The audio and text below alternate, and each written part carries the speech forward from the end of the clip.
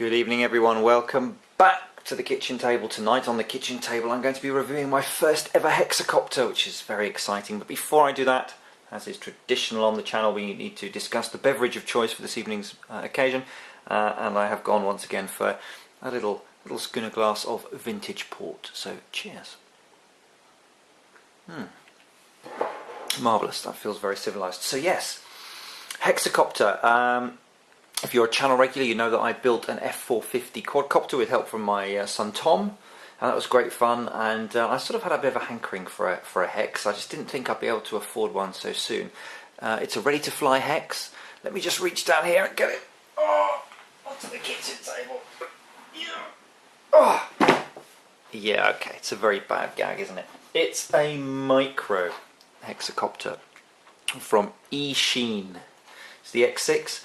According to the packaging, the first mini Hexacopter with HD camera in the world. And on that note, perhaps we should move over to box cam. So, as you can see, the first mini Hexacopter with HD camera in the world. It apparently works in all directions. It will take a mini SD card. It's got an HD camera, 6-axis gyro, runs on 2.4 gigahertz, and there it is. It's available in a range of colours. Let's have a look. What have we got here? A sort of sickly yellow, the red which I've got, a blue, a sort of, well, I don't know what colour you call that. Gold, perhaps. You can have a mode 1 or mode 2. Mine is mode 2 and red. And it says something here which actually will become important later. It says attention, full charge. To Hexacopter battery will take about 60 minutes long, do not overcharge. Never leave product charging unattended, always disconnect from charger immediately. So there we go. First impressions. First of all, I got this from one of the the usual Chinese wholesale sites. I will put a link below if you're interested. It's from banggood.com this time. First impressions for £40, just under £40 delivered, is that this is a quality bit of packaging, actually. It's really sort of robust cardboard. I mean, you could stand on that and nothing's going to go wrong. So that's, that was quite a promising start. Let's have a little looky see. I have a feeling somewhat that might be not what the camera is going to look like, but there we go. Where is it, you cry? It's not in the box. I've got it out to one side, but I'm just going to show you what you get in the box. You get the machine itself, which sort of stores in there. In here it comes with prop guards, which is a nice touch that it comes with the guards, and it comes with a replacement set of all 6 props, and it comes with one of those little ridiculous USB charger things like the Hubsands have as well, but more on that later. It also comes with a fairly unpleasant, it has to be said, very plastic transmitter. The buttons, yeah. I mean, it's just, yeah. It's okay. I mean, it does the job. But you got to. What I found that this trim here, if you're not careful, it kind of sticks. Everything needs to be a bit kind of run through, and these buttons are a little bit. Yeah, I mean, that kind of lets it down, and it's white. Everybody's copying the DJI all white Apple kind of thing, aren't they? But it is what it is. The instruction manual is, it's okay actually. I've had a lot worse translations, but it is the right, if you buy one, it comes in with an English manual. It's not too bad. It's fairly straightforward. Not a lot of information on there, and some of it didn't make sense to me. To be honest, I had to sort of fiddle around and find a few things out for myself. Yeah. So, that's not too bad at all though. So what does the beast look like? So here it is. As you'll see, I've put the prop guards on, which is most unlike me, but I have. Although one of which I've already broken. But, that can be repaired. But it did the job because the prop didn't go, did it? So, here it is, size comparison. Here's an X4. It's a fair bit bigger. And it's actually quite well put together. It's fairly solid. I mean, it's held together with screws. You can see here on each of the arms there are two very small screws. Rubber feet at the bottom of each motor arm. Solid shell. The brightest, I'll put it on in a minute, you'll see the brightest, thank you, the brightest LEDs, I mean, I can't look at them directly. I have to, it blinds me. And underneath, interestingly, is the little HD camera. And that's actually got its own separate plug and lead, so you can actually detach it and not have it running, which will save you a bit of juice. But it's quite, you know, quite solid plastic. There's a bit of, you can put a bit of twist into the arms, but they have a kind of feeling that they would, yeah, they would take a bit of abuse. You can kind of open them there. So they held them with screws, which is good. The guards are pretty reasonable actually, as you saw. I've broken one because I was, you know, hooning it around deliberately there. But they have saved me any prop damage at all while I'm hooning it around. It's a nice touch that they came in the pack, so that's pretty reasonable. So the deal underneath is, as I said, you've got the camera, SD card slot in the back, but just a little caution there, it's not one of the ones that clicks to lock. You push it in and you can pull it out. So in a big impact you might find you might lose the SD card. So it's a tight, snug fit. That's not a problem, but just one thing to be careful of. And then the idea is that this is held on with two screws. If you want to remove the camera completely, you can with these two screws. And then under here you turn these lugs, and that is where you find the battery bay. And there we have a 3.7 volt 520 milliamp hour LiPo battery, Eachine branded. It's actually, interestingly, a 2-cell, but it's not wired up as a standard way. They actually look like they've wired it, because there's no balance port or anything like that. They must have been wired in. I don't know. I can't never remember. Is it parallel or series? Somebody will tell me in the comments, no doubt. And that just obviously slots in there. You've got to just be careful. That's one of the things that I've noticed. Can you see there's a bit of a rub point there on these wires? So one of the things I've noticed is that there is a little gap for them there, but you need to make sure that you kind of tuck that in first and feed the wires up through it. Otherwise it all goes horribly wrong. The other thing I found, and I'll probably regret doing this live on camera, is that I found it really difficult to get this cover back on with the camera attached. You've got to kind of locate those two first. I can't do it left-handed, bear with me. You've got to locate those two in first, and but you know, you can't really do it.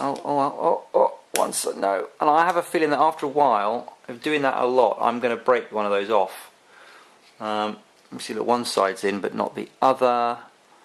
Yeah, so I don't like this design, and like I said, I have a nasty suspicion that after a few attempts, there we go, a few attempts, that's going to snap. Now it's not a major issue because you can probably jury rig something, but there we go. So I'll put it on just so you can see. I think there's a bit of charge left. The wow, it's like my eyes. So you basically get two blue LEDs to denote the front and white prop blades, black ones, and then white LEDs, and a blue one to tell you that it's coming towards you far too quickly, facing the wrong direction. And then you get an activity light in there that shows you that the camera is on. And this tilts, you can tilt it all the way up, but I say 45 degrees ish, and then down again. Again, there's a little ribbon behind there, which is going to be a weak point potentially, but as long as you're not hooning it up and down all the time. And there it is. So, a couple of things that I wanted to know about it are, one, how does it fly? Probably most importantly. And two, what is that camera like, and does it justify the money? So the first thing I wanted to do was go and see how it flew. Now, I did the camera tests indoors because I wanted to do a bit of a challenge for it. So we were in here looking out onto the bright daylight outside, But when it came to flying it around and sort of just trying to get into a hover, I found it quite difficult to trim up indoors in a fairly small room. I suspect that's because of the rotor wash from all 6 of them, causing a lot more movement as it bounces off the walls. So I had to wait until the winds calmed down. Autumn has arrived in the UK with a vengeance this week, so it was quite good to have this because, you know, indoor buzzing around a bit. But I did actually find that going outdoors, I managed to get out when we had a bit of a calmer winds, although they were still a bit blustery, and I had to keep it close into the house to keep it in shelter. But let's have a look at that footage now, and I'll talk you through it. So yeah, apologies, as you can see I'm having building work done, so there's all sorts of fencing to keep children and dogs away from stuff. But yeah, I found that once it was up, you'll see here it's drifting around a little bit, and I was kind of working hard in the wind. You can see in the background those bushes to trim it up. So, you know, if that's not something you're used to, then get yourself a big space and a fairly calm day and trim it. Once you've got it trimmed though, as you can see here, I was just kind of messing around. Now there are 2 sensitivity settings, there's low and high. This is it on high, which is why I'm kind of giving it some beans. Here's a little bit later on when the wind has calmed, and just to show you that you can get a fairly respectable hover outdoors. You see the branches are moving a little bit, but it is a lot better. But yeah, this was on the high kind of setting, high control gain, I guess is the idea. I found it on low, to be honest, quite mushy and not very, for my level of piloting, not very easy to trim. It was too mushy. I actually preferred a bit of a sharper response. One thing that the manual wasn't particularly clear about was how to change that. And actually, thank you, I don't know if it'll let me do it when it's not linked. Oh, let me do it. I'll show you the whole thing because we're the usual thing, up and down. We're now paired. Yes. So here in the display, you've got. There we go. Can we there we go. You've got an L, and the way you do it is the trim. The throttle trim has no effect. You hit it up, you've gone into high. So that's your high throws. So that gives you. Behave. That gives you a bit more response, and then down puts it into low again.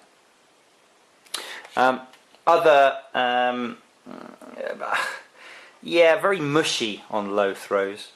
Really kind of vague. Didn't like it.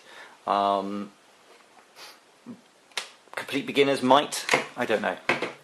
So the next thing I wanted to do was try the camera. So as I said, what I did was took it in here in the kitchen during the day and sort of, you know, spied on my builder out the window.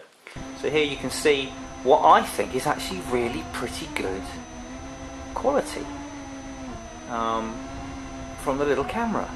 It's handling the changes in light from the windows pretty reasonably, and there's no jello, is there, at all? Really impressed with that. Really quite stable. I got it trimmed up, as you can see here, and it's actually flying ridiculously smooth video, isn't it? And it's coping with that change in light level from inside to outside. I was a lot more impressed than I thought I was going to be with this little camera. It's 720p, so it's just HD, but really good. I think you'll agree that's not bad at all. And we come in for a gentle landing. So, what's the conclusion? Well, I quite like the fact that you can remotely operate the camera from the shoulder button here. You long press to start and stop video, short press to take a still. I didn't bother with stills. I mean, how can you line up a shot? There's no point. The charger that I got with it, the little USB charger on mine, was defective. It was just not, the light was not coming on properly. But luckily it's exactly the same one that comes with a Hubsan, so I've swapped it over and it charges fine. It takes about an hour. It says flight time of up to 12 minutes. That's a nonsense. You might get 12 minutes if you take the camera off, don't fly with prop guards, and fill it with helium. With the camera on and the prop guards on, I'm getting more like 5. With the camera switched off and unplugged, I'm getting more like 7. From a 1 hour 10 minute charge. I like the packaging. I like the kind of fairly robust build of this. The fact that you've got the rubber feet, it's, you know, it's going to take some abuse. The guard did the job, but it was a bit sacrificial. Wherever it's gone, that broken one was obviously a bit sacrificial. The lights are ridiculously bright, would be quite fun at night. For £40, I think that's pretty reasonable value. Niggles aside, I can't really complain at 40 quid delivered. It's a Hexacopter, bigger rooms, outdoors in calm winds. Quite good fun. I'd like to get some calmer weather and take it for a bit more of a blast out. You can get spare batteries available. They're about £3 or £4. You can get motors. You can get props. Eachine X6, they seem to be available most places. Whether it's a Banggood.com own brand, I'm not sure. But overall, I think if you are 40 quid or the equivalent in your local currency to spare, and you don't mind waiting a couple of weeks for China, I think you could do a lot worse. And that camera is surprisingly good, in my humble opinion. So that gets a kind of, you know, there are some niggles, but broadly speaking, I think that's reasonable value for money. If you want to go and see more details and the different colour options, as I said, link in the description. Otherwise, thank you very much for watching this review of the Eachine X6 Hexacopter, which I bought from Banggood.com in China. And that's it. Thank you very much, and I will see you again soon back on the kitchen table. Until then, cheers.